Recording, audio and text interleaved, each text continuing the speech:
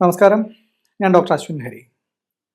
ഇന്ന് നമ്മൾ സംസാരിക്കാൻ പോകുന്ന വിഷയം യോഗ എന്നുള്ളതിനെ കുറിച്ചാണ്. ഈ യോഗ എന്നുള്ള ഒരു ടോപ്പിക്ക് തന്നെ സെലക്ട് ചെയ്യാനുള്ള ഒരു കാരണം ആളുകൾക്ക് ഒരുപാട് തെറ്റിദ്ധാരണയുള്ള ഒരു വിഷയമാണ് യോഗ. കാരണം യോഗ എന്ന് പറയുമ്പോൾ തന്നെ മനുഷ്യൻ്റെ മനസ്സിൽ വരുന്നത് ഉച്ചയും കുത്തി നിൽക്കുക, അല്ലെങ്കിൽ വളഞ്ഞു നിൽക്കുക, തിരിഞ്ഞു നിൽക്കുക, അങ്ങനത്തെ കുറേ കാര്യങ്ങളാണ്.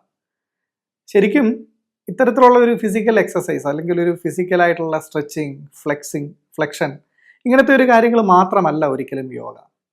യോഗ എന്ന് പറഞ്ഞാൽ ഒരു മനുഷ്യനെ മാനസികമായിട്ടും ശാരീരികമായിട്ടും വളരെയധികം ഏകോപിപ്പിക്കാൻ സഹായിക്കുന്ന ഒരു വളരെ മനോഹരമായിട്ടുള്ളൊരു ഉപാധിയാണ്. ഒരുപക്ഷെ ഇന്ത്യൻ സൈക്കോളജിയിലെ ഒരു സൈക്കോ തെറാപ്പി ടെക്നിക്ക് തന്നെയാണ് യോഗ എന്ന് വേണമെങ്കിൽ നമുക്ക് പറയാം. അപ്പോൾ യോഗ എന്താണ് എന്ന് നമുക്ക് ആദ്യം പറഞ്ഞ് മനസ്സിലാക്കണമെങ്കിൽ യോഗയുടെ അംഗങ്ങളെക്കുറിച്ച് പറഞ്ഞേ മതിയാവും. യോഗയ്ക്ക് പ്രധാനമായിട്ടും 8 അംഗങ്ങളാണുള്ളത്. യമം, നിയമം, ആസനം, പ്രാണായാമം, പ്രത്യാഹാരം, ധാരണ, ധ്യാനം, സമാധി എന്നിവയാണ് ഈ 8 അംഗങ്ങൾ. ഈ 8 അംഗങ്ങളിൽ കേവലം 3ാമത്തെ അംഗമായ ആസനത്തിനെ മാത്രമാണ് നമ്മൾ യോഗ എന്ന് ഐഡൻറ്റിഫൈ ചെയ്യുന്നത്. നമ്മളെന്നല്ല, ലോകം മുഴുവൻ അങ്ങനെ തന്നെയാണ് ഐഡൻറ്റിഫൈ ചെയ്യുന്നത്. പക്ഷേ അത് നമ്മൾ നേരത്തെ പറഞ്ഞതുപോലെ കേവലം 8-1 ഭാഗം മാത്രമാണ്. അപ്പോൾ നമ്മൾ ശേഷിക്കുന്ന ബാക്കിയുള്ള 7 അംഗങ്ങളെക്കുറിച്ചുകൂടി കൃത്യമായി വിശകലനം ചെയ്യാനാണ് ഇന്ന് ഈ വീഡിയോ ചെയ്യുന്നത്. അതിൽ ആദ്യത്തെ അംഗമെന്ന് പറയുന്നത് യമം. യമമെന്ന് പറയുന്നത് ഒരു കോഡ് ഓഫ് കണ്ടക്റ്റ് ആണ്. അഹിംസ, ആരെയും ഹിംസിക്കാതിരിക്കുക. സത്യം മാത്രം പറയുക. അല്ലെങ്കിൽ ആ സത്യം പറയുക എന്നുള്ളതിന് മേലെ നമ്മളുടെ ഇൻറ്റൻഷൻ, നമ്മളുടെ ലക്ഷ്യം അത് സത്യമുള്ളതാവുക എന്നുള്ളതാണ് അതുകൊണ്ട് ഉദ്ദേശിക്കുന്നത്. ആസ്തേയം, മോഷ്ടിക്കാതിരിക്കുക. ബ്രഹ്മചര്യം എന്ന് പറയുന്നത് ഇതേപോലെ വളരെയധികം തെറ്റിദ്ധരിക്കപ്പെട്ട ഒരു വാക്കാണ്. ബ്രഹ്മം എന്ന് പറഞ്ഞാൽ യൂണിവേഴ്സ് അല്ലെങ്കിൽ പ്രപഞ്ചം. ചര്യ എന്ന് പറഞ്ഞാൽ റുട്ടീൻ. അതായത് ബ്രഹ്മത്തിൻ്റെ റുട്ടീൻ, പ്രപഞ്ചത്തിൻ്റെ ചര്യയെ ആരാണോ അനുസരിക്കുന്നവൻ അവൻ ബ്രഹ്മചാരിയായി. അതിനെ നമുക്ക് മറ്റൊരു ഭാഷയിൽ പറഞ്ഞാൽ വിധിയെ അക്സെപ്റ്റ് ചെയ്യുന്നവൻ ബ്രഹ്മചാരിയായി. എന്താണോ സംഭവിക്കുന്നത് അതിനെ അക്സെപ്റ്റ് ചെയ്യുന്നവൻ ബ്രഹ്മചാരിയായി. അപരിഗ്രഹം 5ാമത്തെ ഘട്ടമാണ്. ഈ യമത്തിലെ 5ാമത്തെ സാധനമാണ് അപരിഗ്രഹം. മറ്റൊരാളുടേതായിട്ടുള്ള ഒന്നിനെയും ആഗ്രഹിക്കാതിരുന്നാൽ അതാണ് അപരിഗ്രഹം. മറ്റൊരാളുടേതൊന്നും ആഗ്രഹിക്കാതിരിക്കുക. ഈ 5 കാര്യങ്ങളാണ് യമത്തിൽ വരുന്നത്. അപ്പോൾ നമുക്ക് മനസ്സിലാവുന്നൊരു കാര്യമാണ്, നമ്മൾ ആരെയും ഹിംസിക്കുന്നില്ല, നമ്മൾ ആരെയും ദ്രോഹിക്കുന്നില്ല, നമ്മളുടെ ലക്ഷ്യം സത്യമുള്ളതാണ്, നമ്മൾ ആരുടെയും മോഷ്ടിക്കുന്നില്ല, മറ്റൊരാളുടേതൊന്നും ആഗ്രഹിക്കുന്നില്ല, നമ്മൾ വിധിയെ അനുസരിക്കുന്നു. എല്ലാവരും ഈ ഒരു തരത്തിൽ ജീവിച്ചു കഴിഞ്ഞാൽ തീർച്ചയായിട്ടും അത് വളരെ നല്ലൊരു സമൂഹമായിരിക്കും. അതുകൊണ്ട് തന്നെ നമുക്ക് പറയാൻ കഴിയും, ഈ യമം എന്ന് പറയുന്നത് ഒരു സോഷ്യൽ റിഫൈൻമെൻറ്റിന് വേണ്ടി, ഒരു സമൂഹത്തിനെ നന്നാക്കാൻ വേണ്ടിയുള്ള ഒരു അംഗമാണ്, ഒരു ഘട്ടമാണ്. 2ാമത്തെ ഘട്ടമാണ് നിയമം. നിയമത്തിനുള്ളിൽ ഉൾപ്പെടുന്ന കാര്യങ്ങളെന്ന് പറഞ്ഞാൽ ശൗചം, ശുദ്ധിയായിട്ടിരിക്കുക. 2ാമത്തേത് സന്തോഷമായിട്ടിരിക്കുക. തപസ്സും ഈ പറയുന്നത് പോലെ വളരെയധികം തെറ്റിദ്ധരിക്കപ്പെട്ട ഒരു വാക്കാണ്. നമ്മൾ ചെയ്യുന്ന തൊഴിൽ അത് എന്തായാലും, അത് കക്കൂസ് കഴുകുന്നതായിക്കോട്ടെ, മിറ്റം തൂക്കുന്നതായിക്കോട്ടെ, എന്തുമായിക്കൊള്ളട്ടെ, അത് പൂർണ്ണമായ അർപ്പണബോധത്തോടുകൂടി ആ തൊഴിൽ പൂർണ്ണമായും ആസ്വദിച്ച് അതിൻ്റെ ഫലത്തിനെക്കുറിച്ച് ചിന്തിക്കാതെ ചെയ്താൽ അത് തപസ് തന്നെയാണ്. ആസ്തിക്യം 4ാമത്തെ ഘട്ടമാണ്. ആസ്തിക്യം, വിശ്വാസമുണ്ടാവുക. കാരണം ഒരു മനുഷ്യന് മുന്നോട്ട് ജീവിക്കണമെന്നുണ്ടെങ്കിൽ ഒരു വിശ്വാസം ആവശ്യമാണ്. അത് ചിലപ്പോൾ ഒരു ദൈവവിശ്വാസമായിരിക്കാം, മറ്റൊരാളിലുള്ള വിശ്വാസമായിരിക്കാം, ആത്മവിശ്വാസമായിരിക്കാം. പക്ഷേ ഒരു വിശ്വാസം ഒരു മനുഷ്യന് വളരെ ആവശ്യമായിട്ടുള്ള ഒന്നാണ്. നമ്മളുടെ നിയമത്തിലെ 5ാമത്തെ ഘട്ടം എന്ന് പറയുന്നത് ഈശ്വര പ്രണിധാനമാണ്. ഈശ്വര പ്രണിധാനം എന്ന് പറഞ്ഞാൽ പ്രാർത്ഥിക്കുക, പ്രാർത്ഥന. എല്ലാ പ്രാർത്ഥനകളും ഒരുതരം മെഡിറ്റേഷൻ തന്നെയാണ്. അപ്പോൾ ഒരു മനുഷ്യനെ കൃത്യമായിട്ട് ശുദ്ധിയായിട്ടിരിക്കുക, സന്തോഷമായിട്ടിരിക്കുക, അവൻ്റെ കർമ്മം കൃത്യമായിട്ട് ചെയ്യുക, വിശ്വാസമുണ്ടാവുക, പ്രാർത്ഥിക്കുക, ഇതൊക്കെയാണ് നിയമത്തിൽ ഉൾപ്പെടുന്ന കാര്യങ്ങൾ.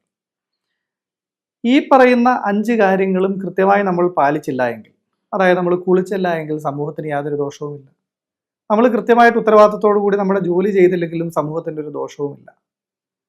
പക്ഷേ നമ്മൾ കുളിച്ചില്ല എങ്കിലും ഉത്തരവാദിത്ത ബോധമില്ലാത്തവരായാലും സന്തോഷമില്ലാത്തവരായാലും അത് തീർച്ചയായിട്ടും നമ്മളുടെ കുടുംബത്തിനെ ബാധിക്കും.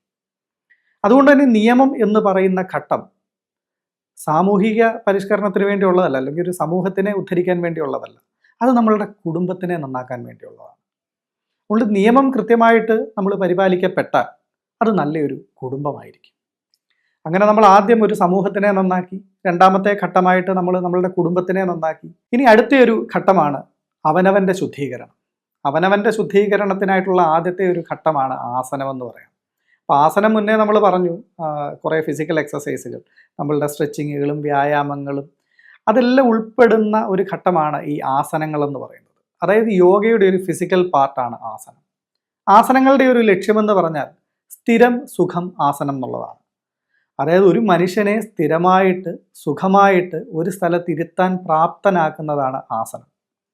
ഒരാൾക്ക് വേദനകളൊന്നുമില്ലാതെ സന്തോഷമായിട്ട് സുഖമായിട്ട് കംഫർട്ടബിളായിട്ട് ഒരു സ്ഥലത്ത് ഇരുത്താനുള്ള കേപ്പബിലിറ്റി ഉണ്ടാക്കുക, വേദനകൾ ഇല്ലാണ്ടാക്കുക, ഫ്ലെക്സിബിൾ ആക്കുക, ബോഡിയുടെ ഇക്വിലിബ്രിയം കറക്റ്റ് ചെയ്യുക. ഇതിനു വേണ്ടിയുള്ള ഒരു ഘട്ടമാണ് ആസനങ്ങൾ. അത്രമാത്രമേ ഈ ആസനങ്ങൾക്ക് പ്രസക്തിയുള്ളൂ. ഇതിനുശേഷം അടുത്ത ഘട്ടം, 4ാമത്തെ ഘട്ടമാണ് പ്രാണായാമം. നമ്മളുടെ ജീവശ്വാസത്തിൻ്റെ മറ്റൊരു പേരാണ് പ്രാണൻ എന്ന് പറയുന്നത്. അപ്പോൾ നമ്മൾ കുതിരയെ കടിഞ്ഞാണ് കൊണ്ട് നിയന്ത്രിക്കുന്നത് പോലെ നമ്മളുടെ മനസ്സിനെ നമുക്ക് നമ്മളുടെ ശ്വാസം കൊണ്ട് നിയന്ത്രിക്കാൻ കഴിയും. അത്തരത്തിൽ ശ്വാസന നിയന്ത്രണത്തിലൂടെ നമ്മളുടെ മനസ്സിനെ നിയന്ത്രിച്ചെടുക്കുന്ന ഒരു ഘട്ടമാണ് ഈ പ്രാണായാമം എന്ന് പറയുന്നത്. അപ്പോൾ പ്രാണായാമത്തിനെ നമുക്ക് കരുതാൻ കഴിയുന്നത് മനസ്സിലേക്കുള്ള ഒരു വാതിലായിട്ടാണ്. ഇപ്പം മോഡേൺ സൈക്കോളജിസ്റ്റുമാരും മോഡേൺ ടെക്നിക്കുകളിലും എല്ലാം ഈ ബ്രീത്തിങ് എക്സസൈസുകൾ നമ്മളുടെ മനസ്സിനെ നിയന്ത്രിക്കുന്നതിനായിട്ട് ഉപയോഗിക്കുന്നുണ്ട്. അതേപോലെ നമുക്ക് എല്ലാവർക്കും അറിയാവുന്ന ഒരു കാര്യമാണ്, നമുക്ക് ദേഷ്യം വരുമ്പോഴും ഭയം വരുമ്പോഴും സന്തോഷം വരുമ്പോഴും എല്ലാം ശ്വാസത്തിൻ്റെ താളം തെറ്റാറുണ്ട്, ശ്വാസത്തിൻ്റെ താളം മാറാറുണ്ട്. അപ്പോൾ നേരെ തിരിച്ച് ഈ ശ്വാസത്തിനെ നിയന്ത്രിക്കുന്നതിലൂടെ തന്നെ നമുക്ക് നമ്മളുടെ മാനസിക വ്യവഹാരങ്ങളെയും നിയന്ത്രിക്കാൻ സാധിക്കും. അത്തരത്തിൽ ശ്വാസത്തിലൂടെ മാനസിക വ്യവഹാരങ്ങളെ നിയന്ത്രിച്ച് മനസ്സിനെ നിയന്ത്രിച്ചെടുക്കുന്ന ഒരു ഘട്ടമാണ് പ്രാണായാമം എന്ന് പറയുന്നത്. അതായത് നമ്മളൊരു വ്യക്തിയുടെ മനസ്സിലേക്ക് കടക്കുകയാണ്. നമ്മൾ ആദ്യം സമൂഹത്തിനെ ശുദ്ധീകരിച്ചു, അതിനുശേഷം കുടുംബത്തിനെ ശുദ്ധീകരിക്കേണ്ട കാര്യങ്ങൾ ചെയ്യുന്നു, അതിനുശേഷം ഒരു മനുഷ്യൻ്റെ ശരീരത്തിനെ കോൺഫിഡൻ്റ് ആക്കുന്നതിന് വേണ്ടിയിട്ടുള്ള, ശരീരത്തിനെ സ്റ്റേബിൾ ആക്കുന്നതിന് വേണ്ടിയിട്ടുള്ള കാര്യങ്ങൾ ചെയ്തു. 4ാമത്തെ ഘട്ടമായിട്ട് നമ്മൾ മനസ്സിലേക്ക് കടക്കാനുള്ള അതിൻ്റെ വാതിക്കൽ എത്തി നിൽക്കുകയാണ് പ്രാണായാമത്തിലൂടെ. ഇതുവരെയുള്ള 4 ഘട്ടങ്ങളെ നമുക്ക് കൃത്യമായി തൊട്ട് കാണിക്കാൻ കഴിയുന്നവയാണ്, അല്ലെങ്കിൽ കൃത്യമായിട്ട് മാറ്റി മാറ്റി മാറ്റി കാണിച്ചു കൊടുക്കാൻ കഴിയുന്നവയാണ്. പക്ഷേ യോഗയിലെ ഇനിയുള്ള 4 ഘട്ടങ്ങൾ, അതാണ് ഏറ്റവും പ്രാധാന്യമുള്ള യോഗയിലെ 4 ഘട്ടങ്ങളും. എന്നാൽ അവയെ നമുക്ക് ഈ വേർതിരിച്ച് 4ആയി തൊട്ട് കാണിക്കാൻ സാധിക്കുകയില്ല. അതിൻ്റെ കാരണമെന്ന് പറഞ്ഞാൽ, നമ്മൾ മെഡിറ്റേഷൻ എന്ന് പറഞ്ഞ് നമ്മളെല്ലാവരും പ്രാക്ടീസ് ചെയ്യുന്ന ഒരു കാര്യമുണ്ട്. ഈ മെഡിറ്റേഷൻ്റെ 4 ഘട്ടങ്ങളാണ് ഇനി സംഭവിക്കാൻ പോകുന്നത്, അല്ലെങ്കിൽ ഇനി ഞാൻ എക്സ്പ്ലെയിൻ ചെയ്യാൻ പോകുന്ന 4 ഘട്ടങ്ങൾ എന്ന് പറയുന്നത്. അപ്പോൾ പ്രത്യാഹാരം, ധാരണ, ധ്യാനം, സമാധി, ഇത് 4ഉമാണ് ഈ മെഡിറ്റേഷൻ അല്ലെങ്കിൽ നമ്മൾ ധ്യാനം എന്ന് അറിയപ്പെടുന്ന സാധനത്തിൻ്റെ 4 ഘട്ടങ്ങൾ. ഇതിൽ തന്നെ ആദ്യത്തെ ഘട്ടം, നമ്മൾ എങ്ങനെ ഒരു മെഡിറ്റേഷനിലേക്ക് കടക്കുന്നു. ആദ്യം ഒരു മെഡിറ്റേഷനിലേക്ക് കടക്കണമെന്നുണ്ടെങ്കിൽ ആദ്യം നമ്മൾ ചെയ്യേണ്ടത് നമ്മുടെ ചുറ്റുപാടുകളിൽ നിന്നും നമ്മളുടെ ഇന്ദ്രിയങ്ങളെ വിഡ്രോ ചെയ്യുക എന്നുള്ളതാണ് നമ്മൾ ആദ്യം ചെയ്യേണ്ടത്. ചുറ്റുപാടുകളിൽ നിന്നും ഇന്ദ്രിയങ്ങളെ വിഡ്രോ ചെയ്യാൻ വിവിധ തരം ടെക്നിക്കുകളുണ്ട്. അതിൽ യോഗയുടെ ഒരു ടെക്നിക്കുകൾ എന്ന് പറഞ്ഞാൽ, ചുറ്റുപാടും എന്താണോ നമ്മളെ ഡിസ്ട്രാക്ട് ചെയ്യുന്നത് അതിനെക്കുറിച്ച് പരമാവധി അവെയർ ആകുക എന്നുള്ളത് തന്നെയാണ് അതിൽ നിന്നും ഡിസ്ട്രാക്ട് ചെയ്യാനുള്ള ഏറ്റവും നല്ല വഴി.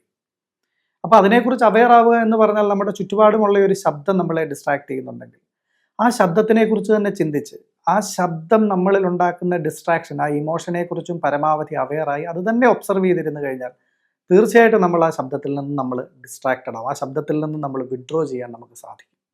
ഇത്തരത്തിൽ നമ്മുടെ ചുറ്റുപാടുകളെക്കുറിച്ച്, നമ്മുടെ ഇന്ദ്രിയ വിഷയങ്ങളെക്കുറിച്ച് പരമാവധി അവെയർനെസ് ഇൻക്രീസ് ചെയ്ത് അതിൽ നിന്നും നമ്മളുടെ ശ്രദ്ധയെ വിഡ്രോ ചെയ്ത് നമ്മളുടെ ഉള്ളിലേക്ക് കൊണ്ടുവരിക എന്നുള്ളതാണ് ആദ്യത്തെ ഘട്ടം, അഥവാ പ്രത്യാഹാരം. 2ാമത്തെ ഘട്ടമാണ് ധാരണ. ഈ ധാരണയിൽ നമ്മൾ ചുറ്റും നിന്നും നമ്മളുടെ ഈ ഫോക്കസിനെ വിഡ്രോ ചെയ്ത് നമ്മളുടെ ഉള്ളിലേക്ക് കൊണ്ടുവന്നു. നമ്മളുടെ ഉള്ളിലേക്ക് കൊണ്ടുവന്ന ഫോക്കസിനെ നമ്മൾ നമ്മളുടെ മനസ്സിലേക്ക് കേന്ദ്രീകരിക്കുകയാണ്. അപ്പോൾ ഈ മനസ്സിലേക്ക് നമ്മളുടെ ഫോക്കസിനെ കൊണ്ടുവന്ന് കേന്ദ്രീകരിക്കുന്ന ആ ഒരു ഘട്ടമാണ് ധാരണ. നമ്മളുടെ മനസ്സിനെ നമ്മൾ തന്നെ ധരിക്കുന്ന ഒരവസ്ഥയിലേക്ക് എത്തുക. ഈ ഒരു ധാരണ എന്നുള്ള ഒരു അവസ്ഥ എത്തിക്കഴിഞ്ഞാൽ അതിനടുത്ത ഘട്ടമായി നമ്മൾ ചെയ്യേണ്ട ഒരു കാര്യമാണ് ധ്യാനം എന്ന് പറയുന്നത്. ധ്യാനം എന്ന് പറഞ്ഞാൽ നമ്മളുടെ ചിന്തകളെ ഒരു സ്ഥലത്ത് ഒരു പോയിന്റിൽ പിടിച്ചു നിർത്തുന്നതാണ് എന്നാണ് പൊതുവെയുള്ള ധാരണ. എന്നാൽ ശരിക്കും അങ്ങനല്ല. നമ്മളുടെ ഫോക്കസിനെ പൂർണ്ണമായിട്ടും മനസ്സിലേക്ക് നിലനിർത്തുക. മനസ്സിലേക്ക് നിലനിർത്തിക്കൊണ്ട് മനസ്സിൽ കൂടെ കടന്നു പോകുന്ന ചിന്തകളെ, അതിനെ നിയന്ത്രിക്കാൻ ശ്രമിക്കാതെ അതിനെ ഒബ്സർവ് ചെയ്യുക, അതിനെ നിരീക്ഷിക്കുക. നമ്മളുടെ മനസ്സിലൂടെ കടന്നു പോകുന്ന ഒരു ചിന്തകളെ നമ്മൾ വിറ്റ്നസ് ചെയ്യുക. ഈ മനസ്സിലൂടെ കടന്നു പോകുന്ന ചിന്തകൾ നമ്മളല്ല ചിന്തിക്കുന്നതെന്ന്, നമ്മളുടെ മനസ്സിലൂടെ കടന്നു പോകുന്നതാണ് എന്നുള്ള ഒരു ബോധ്യത്തോടു കൂടി ആ ചിന്തകളെ നിരീക്ഷിച്ച് അതിനോടൊപ്പം അനുഭവപ്പെടുന്ന വികാരങ്ങളെയും ഒബ്സർവ് ചെയ്ത് അവിടെ ബാക്കി കിടക്കുന്ന കെട്ടിക്കിടക്കുന്ന വികാരങ്ങളെ ഒഴുകിത്തീരാൻ അനുവദിക്കുക എന്നുള്ളതാണ് ഈ ധ്യാനത്തിൽ സംഭവിക്കുന്നത്. ഇത്തരത്തിൽ നമ്മളുടെ മനസ്സിലുള്ള ചിന്തകൾ ഒഴുകി തീർന്നു കഴിയുമ്പോൾ നമുക്കറിയാം ഏതൊരു പുഴയും ഒഴുകി അവസാനം കടലിൽ ചെന്ന് ചേരും അല്ലേ. ഇതേപോലെ നമ്മളുടെ മനസ്സിൽ വരുന്ന ചിന്തകളെ നമ്മൾ സ്വതന്ത്രമായി ഒഴുകാൻ വിട്ടാൽ, നമ്മളതിൽ ഇടപെടാൻ ശ്രമിക്കാതെ, നമ്മളുടെ മനസ്സിൽ വരുന്ന ചിന്തകളെ മാനിപ്പുലേറ്റ് ചെയ്യാൻ ശ്രമിക്കാതെ, തടഞ്ഞു നിർത്താൻ ശ്രമിക്കാതെ, അതിനെ നമ്മൾ സ്വതന്ത്രമായി ഒഴുകാൻ വിട്ടുകഴിഞ്ഞാൽ സ്വാഭാവികമായും ഒരു മനുഷ്യൻ എത്തിച്ചേരുന്ന അവസ്ഥയാണ് സമാധി. സമാധി എന്ന് പറഞ്ഞാൽ സമമായിട്ടുള്ള ബുദ്ധി എന്നാണ് അതിൻ്റെ അർത്ഥം. അത് ഏതൊരു മനുഷ്യനും അച്ചീവ് ചെയ്യാൻ കഴിയുന്ന കാര്യമാണ്. വളരെ സൈക്കോളജിക്കലായിട്ടുള്ള ഒരു പ്രോസസ്സിലൂടെ നമുക്ക് ഈ സമാധി അറ്റൈൻ ചെയ്യാൻ സാധിക്കും. ഏതൊരു വിഷയത്തിനും ഒരു സമാധിയുമുണ്ട്. ഏതൊരു വിഷയത്തിനെയും നമ്മൾ ഈ പറഞ്ഞ പ്രത്യാഹാരം, ധാരണ, ധ്യാനം എന്നീ ഘട്ടങ്ങളിലൂടെ കടത്തിക്കൊണ്ട് പോയി കഴിഞ്ഞാൽ ആ വിഷയത്തിൽ നമുക്ക് സമാധി അച്ചീവ് ചെയ്യാൻ സാധിക്കും. അതായത് നമ്മൾ പ്രശ്നമെന്ന് കരുതിക്കൊണ്ടിരുന്ന ഒരു വിഷയത്തിനെ നമുക്കതൊരു പ്രശ്നമല്ല, അതിനെ ദേഷ്യമോ വിഷമമോ ഭയമോ ഒന്നുമില്ലാതെ വളരെ സമാധാനത്തോടുകൂടി കാണാൻ കഴിയുന്ന ഒരു അവസ്ഥയിലേക്ക് നമുക്ക് എത്തിച്ചേരാൻ സാധിക്കും. ആ അവസ്ഥയാണ് സമാധി എന്ന് പറയുന്നത്. ഈ 8 അംഗങ്ങൾ ചേർന്ന് ഒരു മനുഷ്യനെ ശാരീരികവും മാനസികവും ബൗദ്ധികവും ഒക്കെയായി വളരെ റിഫൈൻ ചെയ്യുന്ന ഒരു പ്രോസസ്സാണ് യോഗ എന്ന് പറയുന്നത്. അല്ലാതെ യോഗ കേവലം ഒരു ഫിസിക്കൽ എക്സർസൈസ് അല്ലെങ്കിൽ ഒരു കസർത്തല്ല.